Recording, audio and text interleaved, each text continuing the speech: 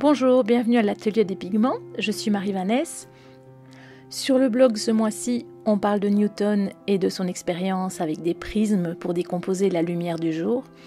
Et donc je vous propose de réaliser un nuancier en forme de triangle et qui fait penser au prisme de cristal utilisé par Newton. Vous trouverez le gabarit sur le site ou bien vous l'aurez éventuellement reçu dans une lettre d'information si vous êtes les petits chanceux qui sont abonnés à la lettre d'information de l'atelier. La particularité de ce nuancier, c'est qu'on ne fait pas de mélange de couleurs directement dans les godets.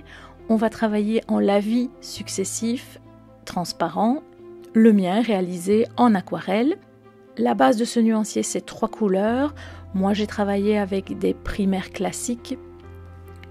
Après, vous pouvez utiliser n'importe quelle triade de couleurs qui vous plaît. Une fois que vous avez choisi vos 3 couleurs, vous les diluez. Donc, vous avez 3 lavis de couleurs différentes. Ce schéma vous explique de quelle manière vous allez utiliser les différentes couleurs pour la première couche. La partie grisée, c'est la partie où on va passer la couleur. Avant de passer cette couleur, je vous conseille, en tout cas si vous travaillez à l'aquarelle, de mouiller à l'eau claire la zone. Donc vous mouillez à l'eau claire et ensuite vous passez votre lavis très dilué.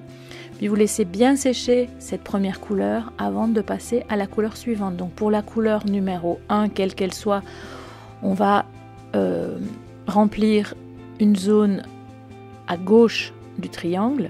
La couleur numéro 2, on va remplir une zone à droite du triangle. Et la couleur numéro 3, on va remplir la zone au bas, sur la base du triangle. Voilà le résultat de ces 3 premiers lavis. On va ensuite passer à la deuxième couche. Vous mettez de l'eau claire et puis vous passez votre lavis, vous laissez bien sécher. On passe enfin à notre dernière couche. La dernière couche, donc on va utiliser uniquement la bande externe du triangle. Cette couche-là, si vous avez envie d'avoir quelque chose un petit peu plus saturé, vous pouvez éventuellement ne pas humidifier à l'eau vos zones avant de passer votre lavis.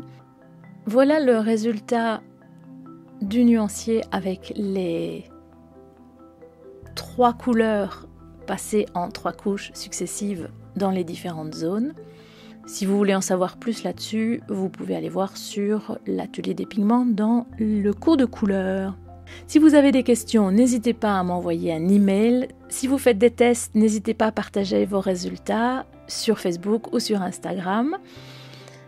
Et puis j'espère que vous vous amuserez bien et je vous dis à la prochaine fois pour un autre nuancier.